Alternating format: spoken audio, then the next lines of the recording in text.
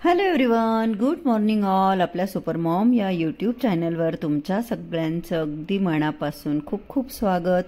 आणि काल होती आषाढी एकादशी. तर एकादशीचा उपवास सोडण्यासाठी मी पुरणाचा स्वयंपाक कधी करत नाही, परंतु करीना आलेली आहे आणि तिला पुरणपोळी खायची इच्छा आहे, म्हणून मी पुरणाचा स्वयंपाक करायचं ठरवलं आणि सकाळी सकाळी उठून आंघोळ करून स्वयंपाकाला लागली.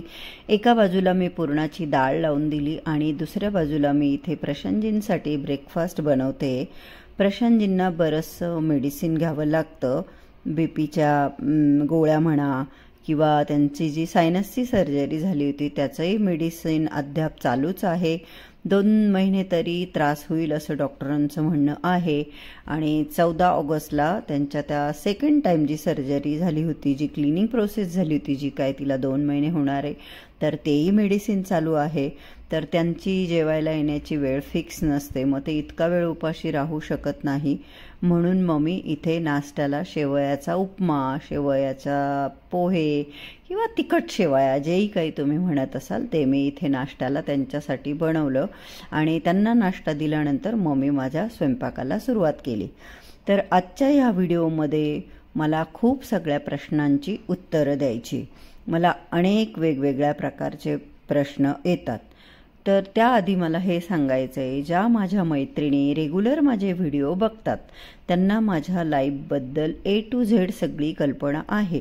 पण ज्या काही मैत्रिणी ज्यांना वेळ मिळत नसेल, तर त्यांच्या बिझी लाईफमध्ये बिझी असतील आणि त्यांच्याकडून काही व्हिडिओ बघायचे राहून जात असतील, त्यांना बऱ्याचशा गोष्टी माहीत नाही. तर म्हणून मी त्या सगळ्या प्रश्नांची उत्तरं आजच्या ह्या व्हिडिओमध्ये तुम्हाला देणार आहेत. काही जरा वेगळेच प्रकारचे प्रश्न आहेत, त्यांचे देखील मी आज उत्तरं देणार आहे.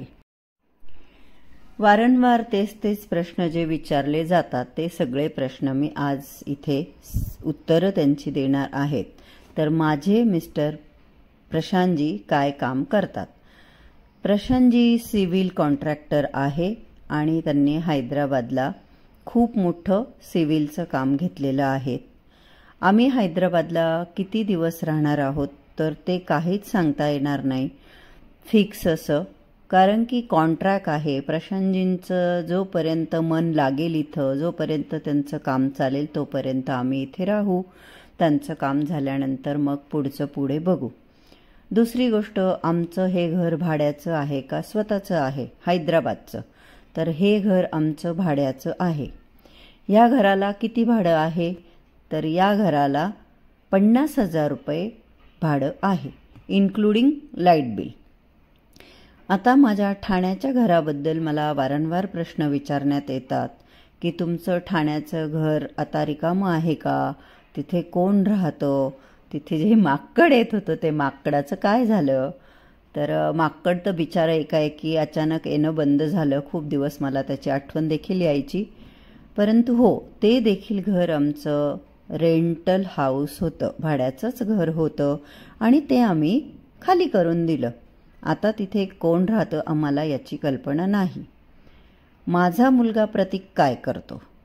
तर प्रतीकचं BE सिव्हिल कंप्लीट झालेलं आहे. प्रतीक सिव्हिल इंजिनियर आहे, त्याचं एज्युकेशन कंप्लीट झालं आहे आणि तो आता अंधेरीला राहतो.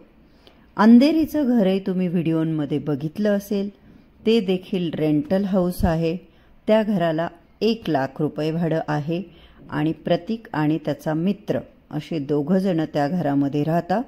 तो फुल फर्निश फ्लॅट आहे. तिथे प्रतीक फक्त अंगात घालायचे कपडे घेऊन गेलेला आहे, बाकी सर्व ते ऑलरेडी घरामध्ये होतं. आणि ज्या माझ्या मैत्रिणी मुंबईला राहतात त्या समजू शकतील की अंधेरीमध्ये घरांचे भाडं काय असतं. आणि ती एक खूप छान सोसायटी आहे आणि त्याच्यामुळे घरही छान आहे. तर तिथे प्रतीक राहतो आणि प्रतीक आमचं ठाण्याचं वर्कशॉप जे आहे, जिथे 4 व्हीलर 2 व्हीलरचे A to Z कामं होतात, जिथे आमचा 8-10 लोकांचा स्टाफ आहे, ते वर्कशॉप प्रतीक सांभाळतो. आणि सायमल्टेनियसली तो काही अदर कोर्सेस पण करतोय, त्यामुळे तो ठाण्यावरून अंधेरीला शिफ्ट झालेला आहे. माझी मुलगी करीना, ती पुण्याला MIT कॉलेजला BBA LLB एज्युकेशन घेते. 12th नंतर हा जो कोर्स आहे याला 5 वर्ष लागतात, तर 2 वर्ष तिचे कंप्लीट झालेले आहे आणि आता 3रं वर्ष सुरू होणार आहे. करीनाला देखील आम्ही 1 BHK रेंटल फ्लॅट घेतलेला आहे. तिथे तिची एक मैत्रीण, एक मुलगी आणि ती दोघी मिळून त्या 1 BHK फ्लॅटमध्ये राहतात. त्या फ्लॅटला 20,000 रुपये भाडं आहे. तर असे सगळे हे आमचे तिन्ही भाड्यांचे घरं आहेत. हे मी अनेकदा सांगितलंय, तरी पण मला काही मैत्रिणी जाणून बुजून विचारत असेल असं बिलकुल नाही. माहीत नसेल त्यांना म्हणून विचारतात की ह्या घरांबद्दलचे अनेक प्रश्न येतात. तर मी आज हे तुम्हाला तिन्ही घरांची रियालिटी जी आहे ती क्लिअर केलेली आहे. काही मैत्रिणींचं म्हणणं असं की असं तुम्ही किती दिवस भटकणार, तर आम्ही भटकत नाही आहोत. करीना शिक्षणानिमित्त पुण्याला आहे, प्रशांतजी कामामुळे हैदराबादला आहे आणि प्रतीकही मुंबईला राहून कामच करतोय. तर मला नाही वाटत की याला कुठल्याही अँगलने भटकणं म्हणता येईल. आणि यातही मी चांगला हेतू हा ठेवते बघण्याचा माझा स्वतःचा वैयक्तिक, की कामानिमित्त म्हणा मी किती वेगवेगळ्या ठिकाणी राहिली, वेगवेगळे ठिकाणं बघितले, वेगवेगळ्या लोकांना भेटली आणि अनेक गोष्टी मला शिकायला देखील मिळाल्या आहे. तर आम्ही हाऊस म्हणून असं वेगवेगळं नाही राहते, तर प्रत्येकाचं कुठे कुठे राहण्याचं सेपरेट असं कारण आहे. काही मैत्रिणींचं म्हणणं असं की तुम्ही स्वतःचं घर घ्या किंवा मग तुम्हाला स्वतःचं घर नाही का. तर अंतापूरला प्रशांतजींच्या गावी जे घर आहे ते त्यांच्या वडिलांनी बांधलेलं घर आहे, तर त्याला मी आमचं घर नाही म्हणू शकत. परंतु हो, तुम्ही जर माझे रिसेंटली मागचे व्हिडिओ बघितले असतील, सिन्नर जे की माझं माहेर आहे, तिथे आम्ही 21 मजल्याची एक बिल्डिंग बांधलेली आहे आणि तिच्या 3ऱ्या मजल्यावर एक 2700 स्क्वेअर फीटचा एक फ्लॅट आम्ही बनवतोय, जो की बऱ्यापैकी मोठा आहे. आता भविष्यामध्ये आम्ही तो सेल करू की आम्ही आमच्या ओल्ड एजमध्ये तिथे राहायला जाऊ, हे मला आज नाही सांगू शकत मी. तो एक जस्ट आम्ही इन्व्हेस्टमेंट म्हणून तिथे बांधला आहे. त्याचे काही कामं पेंडिंग होते, ते आता सध्या आम्ही चालू केले आणि तो एक कंप्लीट करून ठेवतोय की एक आपलं घर बॉ असं. माझा मुलगा 23 वर्षाचा आहे, म्हणजे इतका लवकर तर मी त्याचं लग्न करणार नाही. दुसरी गोष्ट, करीना 19 वर्षाची आहे, ती शिक्षण घेते. तिला जे शिक्षण घ्यायचंय त्याला अजून 5-6 वर्ष लागणार आहे. तर 5-6 वर्ष तर ना मुलाचं मी लग्न करेल ना मुलीचं करेल. मे बी पुढच्या 3-4 वर्षांमध्ये मला प्रतीकचं करावी लागेल. 27-28 मध्ये त्याचं लग्न करण्याचा एक माझा विचार आहे. तो स्वतः तर म्हणतो मला लवकर लग्न नाही करायचं.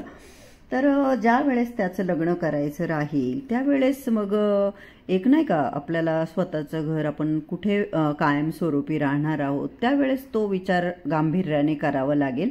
पण तोपर्यंत एवढं काय हार्ड अँड फास्ट नाही की आजच्या तारखेत. आणि प्रत्येकाला आपल्या घराची इच्छा, आपल्या घराचं स्वप्न हे प्रत्येकाचं असतं आणि प्रत्येकाने त्या दृष्टीने काही ना काहीतरी प्लॅनिंग केलेलं असतं, तयारी केलेली असती.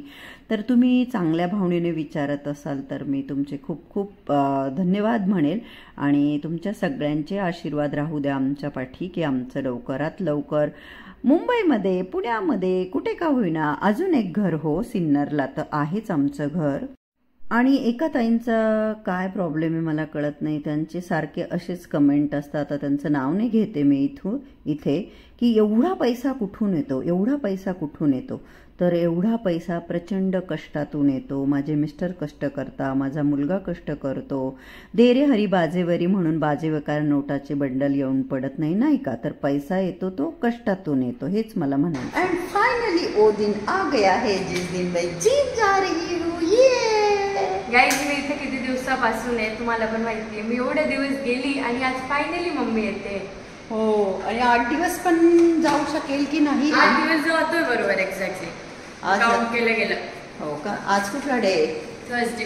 आपल्याला नेक्स्ट कधी जायचंय? नेक्स्ट थर्सडे जायचंय पुण्याला. इन 8 दिवस माझं जिम होईल आणि मला परत पुण्याला जावं लागणार आहे करीना मॅमला सोडवायला. पण चला जेवढंही होईल थोडंफार उड्या मारून येते. पोट बरंच पुढे आहे, दिसत नाहीये पण पोट बरंच पुढे आलेलं आहे. 1-2 कमेंट मला असं आलं की जरा नॉर्मल बोला, खूप नाटकी बोलणं वाटतं. आता नाटकी वाटतं, कसं वाटतं, तुम्हाला नाही आवडत बघू नका. परंतु जेव्हा जेव्हा मी माझ्या मुलांबरोबर राहील, प्रतीक, करीना दोघं असो किंवा कोणी एकटं असो, त्यांच्याशी माझं वे ऑफ टॉकिंग जे आहे ते थोडंसं मुलांसारखं आहे असंच मी म्हणेल. म्हणजे पोऱ्यावली आपण ज्याला म्हणतो, थोडंसं असं आपण म्हणतो ना लाडं लाडं बोलणं. जे की तुम्हाला नाटकी वाटत असेल तर मी त्याला काही करू शकत नाही. परंतु हो, की व्हिडिओसाठी वेगळं काहीतरी करायचं म्हणून असं काही माझं कुठलीच गोष्ट मी अशी करत नाही. जे जसं आहे ते तसंच तुमच्यासमोर प्रेझेंट केलं जातं. आता तो तुमचा बघण्याचा दृष्टिकोन आहे, त्याला मी काही करू शकत नाही.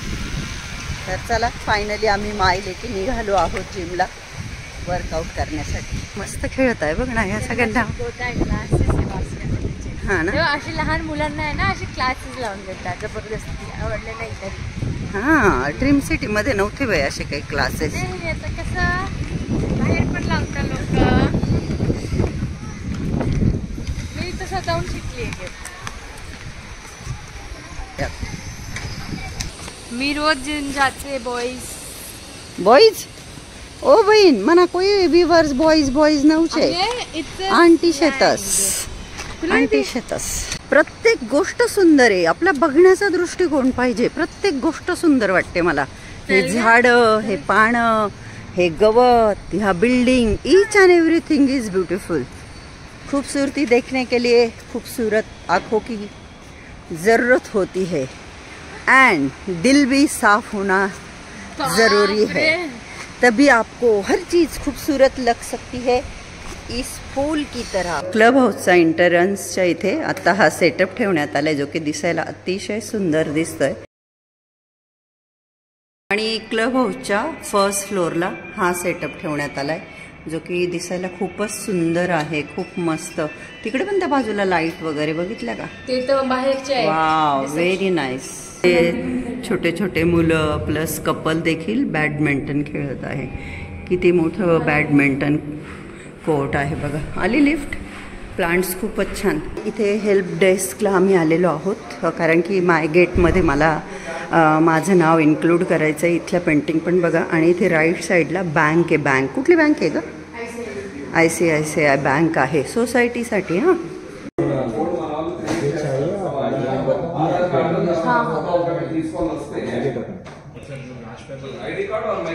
I like this.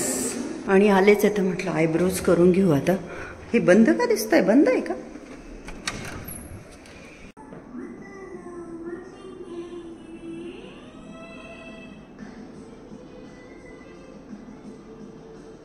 आयब्रोज बऱ्याच ग्रो झालेल्या होत्या माझ्या. आयब्रोज, फोरहेड आणि अपर लिप्स करत असते मी. तर आमच्या सोसायटीमध्ये जे सलॉन आहे, जिममध्ये आली होती ॲक्च्युली, पण म्हटलं चला आलं आहे तर करून घेतलं. करीना गेली जिममध्ये, आता मीही जाते. आणि हो, नक्कीच रेंट ऐकून तुम्हाला असं वाटेल की बापरे इतकं रेंट.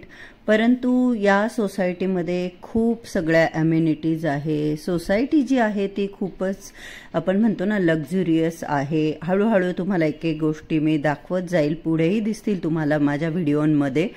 तर त्यामुळे ॲक्च्युली रेंट इथे जास्त आहे. प्रचंड मोठी सोसायटी आहे.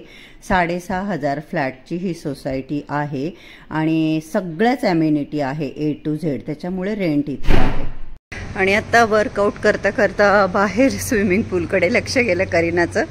ॲक्च्युली तिला इतकी इच्छा आहे स्विमिंग करायची. आता 6:45 वाजले संध्याकाळचं. थोडं अंधार होत आला आहे, परंतु अजून स्विमिंग पूल चालू नाही झाला आहे. आता मी गार्डला विचारलं तर तो बोलला की अजून साधारण 15-1 दिवस लागतील. पण तेवढे दिवस तर काही करीना नाही आहे. मी तिला म्हटलं जर चालू झालं असेल ना आपण उद्याच येऊ म्हटलं स्विमिंग करायला. मला स्वतःलाही खूप आवडतं स्विमिंग करायला. अजून करीनाचं वर्कआउट झालं नाही आहे. ती बोलली की अजून मला 20-1 मिनटं वर्कआउट करायचं आहे. कारण मी आज बऱ्याच गॅपनंतर केलं, म्हणून मी विचार केला की एका दिवशी नको एवढं करायला. कारण की मग खूप केलं तर मग त्रास होईल, उगाच दुखतं. आणि वर्कआउट केल्यानंतर बॉडी पेन होणं साहजिक आहे. बॉडी पेन होतेच, पण इतकी बी नको व्हायला की उद्या येऊशीच वाटणार नाही असं. तसं माझं होत नाही ॲक्च्युली. माझा स्टार्ट व्हायचा उशीर असतो फक्त. एकदा स्टार्ट झालं की मग मला काही झालं तरी मला जिम मिस नसतं करायचं. सध्या जबरच व्हायरल होत आहे हुसेन तेरा तोबा तोबा. मी आधी एक शॉर्ट बनवला होता आणि त्या मैत्रिणींचंही म्हणणं खरं होतं. त्याच मी तेच फोटो यूज केले होते जे आधी पण 2-3 गाण्यांना यूज केले. मग 2-3 मैत्रिणी म्हटल्या की फोटो दुसरे टाक बुवा ताई. मग मी दुसरे फोटो टाकले जरा जास्तच हॉट वाले. तर एका मैत्रिणीचा कमेंट आहे की झोपेतून उठल्यानंतर आपला चेहरा जसं दिसतो ना ते आपलं खरं सौंदर्य. अगदी बरोबर आहे. हे तर मी नेहमीच सांगते की आपण जसंही काही आहो, देवाने आपल्याला जसंही बनवलं आहे आपण सर्वांनीच ते आनंदाने ॲक्सेप्ट केलं पाहिजे आणि मी ते करतेच. पण याचा अर्थ असा नाही ना की आपण तयार झाल्यानंतर फोटो काढल्यानंतर ते आपण शेअर नाही करतोच किंवा मग आपण त्यालाच खरी ब्युटी समजतो असंही नाही. आपल्या प्रत्येकाला माहीत असतं की आपण विदाऊट मेकअप नॅचरल कसं दिसतो नाही का. तर चलायचं ज्याचा त्याचा बघण्याचा दृष्टिकोन. चला, करीनाला अजून 15-20 मिनटं लागणार आहे. मी निघते आता घरी जायला. प्रशांतजी येतील कारण. आणि हा देखील सेटअप खूपच छान वाटला मला. मस्त केलं आहे त्यांनी प्रत्येक ठिकाणी, प्रत्येक फ्लोअरला छान सेटअप ठेव. आम्ही आलो तेव्हा हाही प्रोजेक्ट इनकम्प्लीट होता. आता हळूहळू कम्प्लीट होतोय. हे बघा, हे छोटंसं सेटिंग अरेंजमेंट 2 चेअरची इथं दाखवलीच मी आधीच तुम्हाला. शेंडुलर देखील किती छान दिसतंय बघा. आमच्या सोसायटीमध्ये खरं असं फील होतं की आपण फॉरेन कंट्रीमध्ये आहोत. फारच भारी खरंच. संध्याकाळची वेळ आहे आणि सोसायटीतले लाईट्स चालू झाले तर लुक खूपच छान वाटतोय.